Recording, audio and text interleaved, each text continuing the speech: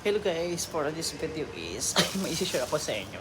Actually, is nagpunta ako ng Almira para bumili sana ng tawag dito. Bibili ako ng mga something to eat every night. But then, is wala akong makita masyadong masasarap.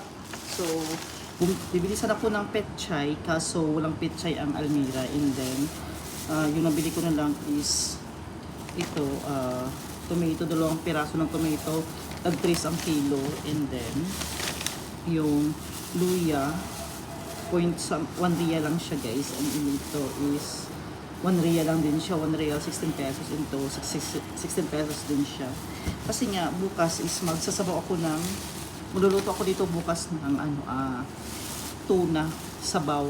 Prepetuhin ko muna yung isda and then isasabaw natin, lagyan ng petchay. Actually, petchay yung ko sa Almira kaso walang petchay. And then may nakita kong saging.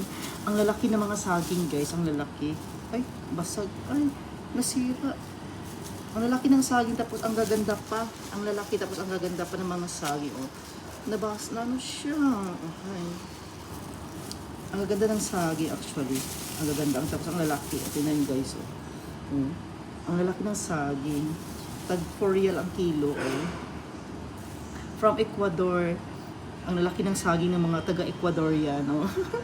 Ang lalaki guys ng mga saging ng taga-Ecuador. Ang lalaki oh. Ang lalaki. And then, after this is may nakita akong bagong kape. Promotion, tag 10 real lang siya. 24 na piraso, 24 sticks. Hazelnut ang flavor. So, titikman natin to siya mamaya guys. Pag magkakape ako mamaya later, mga 7 PM dito or 12 midnight sa Pilipinas is magkakape ako and then ito yung titikman ko mamaya. So, hazelnut. Natloka ako kasi hazelnut ang flavor and then meron tong isa is yung isa almond ang flavor. 24 na piraso na siya sa halagang 10 real. So, 10 real is 160 pesos. Yan ito guys. 24 stick din sa loob niya. 24 stick ang sa loob. So, yan. Titikman natin to. Is na ano ako na tawag ito na gusto ko lang siyang itikman. Bumili ako ito para tikman ko lang. Actually, meron akong coffee dito doon sa Pilipinas. Sa bahay o sa room na creamy white Nescafe. So, ito, tikman lang ko lang siya. So, ano kasi ako na parang anong lasa.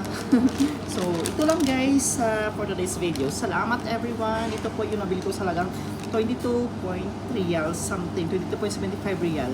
So, may saging tayo, kamatis at saka kape and luya.